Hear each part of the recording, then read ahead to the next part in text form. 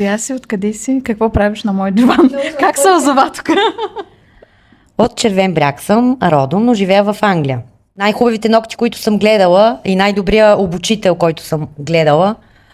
И като човек ме спечели, толкова си чиста и искрена, веднага те усетих, исках ти да ме обучаваш. И от Англия ето ме днес с моите сертификати. Беше доста трудно, имам и доста още какво да наваксвам, но като цяло сега съм много по-сигурна в себе си, смело работя с ножицата, това ми е най-трудно и това ме доведе. Казвам се Беата, на 17 години съм и съм от град Габрово. Какво те доведе при мен? Желанието да започна да практикувам нещо, от което винаги съм имала интерес, а именно маникюра. Как избра аз да съм твой човек? Най-интересната история. Чисто случайно в TikTok изгледах видео, още преди много време, месеци, при което си казах, вау, тази жена обяснява изключително добре. Ако наистина се реша да запиша такъв курс, със сигурност ще потърся нея. И миналия месец, когато вече окончателно взех решението, просто започна едно издирване отново на профила в TikTok, оттам Instagram и веднага ти писах. А покриха ли са твоите очаквания, които имаше? Това, което видя в социалните мрежи, дали се покри с това, което беше в действителност? Да, даже много от очакванията ми бяха надградени, защото такова отношение и такава практика не може да се срещне на всяко място и ако си усетил наистина човека, много по-лесно се случват нещата. А ти, Дейси, твоите очаквания дали се покриха с това, което се случи в действителност? Разбира се, че се покриха, даже съм още по-изненадана от тебе. Ти, Дейси, чувстваш ли увереност сега? Да, разбира се. По принцип, повечето знаят. Аз от онлайн видеята се обучавах, но на живо е коренна разлика. Сега съм толкова уверена. Знам какво правя наистина. Просто за начинаещ онлайн обучението, за мен лично, мое мнение, няма така да помогне като присъственото. И просто да, имаше моменти, в които ми се караше, но имаше за какво. Не може едно нещо да ми го повтаряш няколко пъти и аз пак да го правя и ти благодаря, нали? Не ти блокираш просто. Блокираш, изключваш си мозъчето и си казваш, штрак, изключвам, няма да мисля за нищо, действам си както си знам, машинално, автоматично и това е проблема, защото ти го знаеш, ти го можеш, обаче това, което се блокираш, това ти изиграва лош шега. Да. И ми заслужих си викането. Викането? Не, чекай, съм те била. Добре, заслужих си за бележките. Хайде така да бъда, да се изкажа. Заслужих си. Не, в никакъв случай. Не, ти си толкова добра и чиста, че... Не, аз съзнавам, че съм взискателна. Да. И другото, което стерилизацията... Не съм виждала такова нещо. Аз никога не бях виждала как се случва целият процес, на мен беше вау. Никога не бях виждала. То остави виждането, да, нали, аз на професионална основа не знаех как се случва. Перфекционизмът ти спрямо стерилизацията, което това също е много голям плюс. Но нали знаеш, както се научиш в началото, така продължаваш. Ако аз не хая за дезинфекция, стерилизация, за почистване на място, в което работите, нали, вие това ще виждате и ако не държа вие да си почиствате бюрата, вие ще кажете, то може и така, ще го смотам, нали, нещо набързо с меката четка и заминавам. А пък навиците, които се изграждат в началото, са за цял живот. Така се свиквате и така продължавате. Точно това ми направи много голямо впечатление и много ми допадна това също. Скъпи момичета, искам да ви посъветвам, ако решите да запишете маникюр и педикюр или да надградите вашите знания, просто Ивето е вашия човек, защото тя не само е добра в своята работа като обучител, но е и много чиста и искрена спрямо нас. Тя не ни има за курсисти. Това е лично мое мнение. За какво ви имам? Просто се отда. Много рекламно прозвуча, нали? Аз не карам да ме рекламирате, а така отвътре какво... Нали сега, естествено, човек, който не е готов, няма се запише така, нали, само защото някой е казал, но какво ти допринесе това обучение? В смисъл, чувстваш се по-уверена, освен новите знания, как да промени това обучение от първия ден и до последния ден? За присъственото обучение говоря. Така ме промени, че не ми се тръгва от залата. На мене не ми се тръгва. Не мога да повярвам, че сега трябва да изляза през тази врата и повече никога да не се върна, като начинаеш. Аз толкова бързо ми на времето, че как да се тръгна сега? Ма ти винаги можеш да се върнеш, нали? Няма да съм човек. Аз ще се върна за надграждане при всички случаи, само да съм жива и здрава.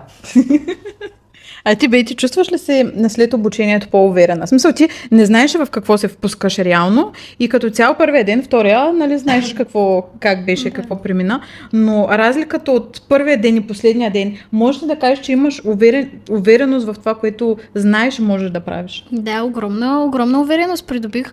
Аз бях изключително притеснена още първия ден, още на теоретичния ден. Аз когато влязох тук и те видях и някак си толкова вече ми се усетих, че нещата наистина се случват и всичко е реално, че си казах, боже, аз наистина навлизам тук и толкова бях притеснена, направо влязох и сърцето ми така топтеше и викам, към сега какво ще правя?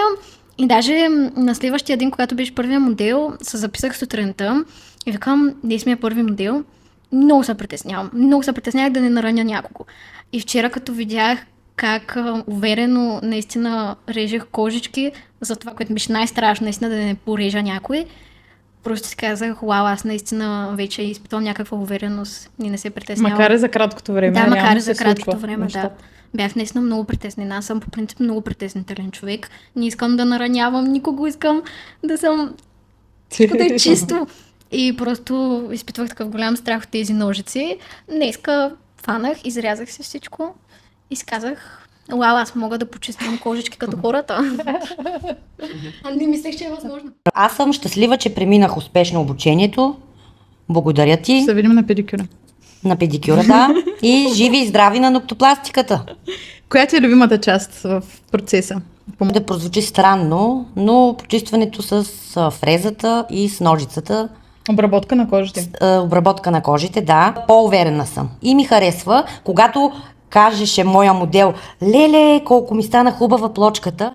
И аз разтапях се и това ми стана. Виж как им правеше впечатление? Правеше им, понеже повечето модели, нали, бяха с маникюр, ходили са, знаят за какво става на въпрос и така да ми кажат, леле, колко ми стана хубава плочката и аз ми беше много хубаво това да го чуя.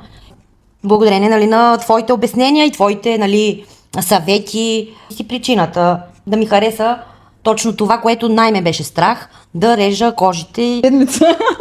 Бейти, коя е най-хубавата част от маникюра? Най-приятната? Ами същото обработване на кожите, това, от което ме беше най-страх. Аз още първия ден го казах, че това изрязване на кожичките ми е голям страх, а в момента ми носи огромно удоволствие. А кое ти е най-досадното нещо? Нещо, което ако може някой друг да го върши, би го дала с удоволствие. Не мисля, че още имам такъв Няма процес, такъв който да етап. кажа, че... Аз разбира се. Всичко ми харесва от механичната до химичната обработка, всичко ми харесва. Включително и снимките вече. И видеята. Да. В смисъл, какво възнамерявате да правите сега, след като приключи обучението? Ами аз възнамерявам, когато се върна в Англия, живот и здраве, да започна, нали, да го практикувам. Решила съм да си ДНК марката много ми хареса, още отпреди да я докосна. Целта ми е да си отворя и аз мое салонче, мое кътче, да го заведа както съм видяла и си ме научила. Тоест да се развиваш в сферата. Да, това ти е целта. Все пак да не... За момента имам друга работа, но се надявам това ми желание да стане постоянна работа и тогава, когато човек прави това, което иска, един ден не е на работа, нали, разбира се, то зависи от мен, дали ще се осъществи. Ти, Бети, как продължаваш след обучението? Ами със сигурност сега ще продължа да усъвършенствам целият процес на работа. Не знам на къде ще потегля сега, тъй като, нали, още съм на училище, още имам ангажмент там, но със сигурност искам да практикувам, искам да се науча така да си разпределям времето, че да ми остава време да правя това именно, което ми харесва и разбира се, време да си науча и да постигна крайната цел, който е медицински университет. Айде, пожелаваме, че го. Да, но след 2 години ще се върна да кажа. Ще успееш, сигурно. Кажете ми по една забавна случка по време на курса, нещо така, което много ви се запаметило в главата и ще се го спомняте така, винаги с усмивка? Ами общо взето всичко помня, като цяло всеки ден беше забавен, нали, и естествено и Трагикомедия. Да. Като цяло всичко ще си спомням, но сякаш днескашния модел на Бетито за изпита, просто едвам се, нали, издържах да не се, нали, засмея. Но... Аз се чудя защо масата така потрепваше те зрители отдолу под масата. И това няма просто да го днескашния модел. Днескашния модел няма. Но като цяло всичко ми беше доста забавно. Ти, нали, когато сгрешиме и не направиш забележка, съвсем нормално е, нали, искаш да ни научиш. Но като цяло ти се държа, не те чувствах като госпожата от училище, да си представяте. Просто обучението мина като забавно, много хубаво. То, нали знаеш, че зависи от вас? Разбира се, да. Аз зависи от всички нас. Това си е, винаги си индивидуално. Нали? Аз откликвам, ако има така човек, който е шегаджия, нали, няма лошо. Значи сериозното си е сериозно, но може и да се забавляваме. Да. Ако, нали, и сериозното и забавното го комбинираме по един балансиран начин, се получава много лек процес и така неусетно учиш и неусетно минава времето и ти е приятно през цялото това време. Нали, Бети? Да. Аз госпожата ли съм или? Не, аз, нали, още от личен опит мога да говоря. Аз по-приятен учител от теб, наистина човек, който вижда потенциала и вярва в теб, когато дори ти мислиш, че всичко е загубено. Ти просто вярваш, насочваш и помагаш да се излезе от тази дупка, което наистина казвам, че си най-прекрасният учител, който съм имала до сега. Благодаря. Ей, душички сте. Много ви благодаря, момичета. Ние трябва много да благодарим също. Ама не, то без вас, смисъл, моята роля се обезмисля. Разбираш, че всеки курсист, ако нямам курсисти, моята роля не е никаква. Така че то е взаимно. Аз благодаря на вас, че сте видели това в мен, че сте ме оценили, че сте дошли да черпите от мен, от моите знания и от това аз какъв човек съм. И съответно, да, че инвестирате времето си, средствата си, абсолютно всичко, за да си прекараме една чудесна седмица. И пък и ползотворна беше. Благодаря. Всичко беше много хубаво. Деската. 12:30 ми пише.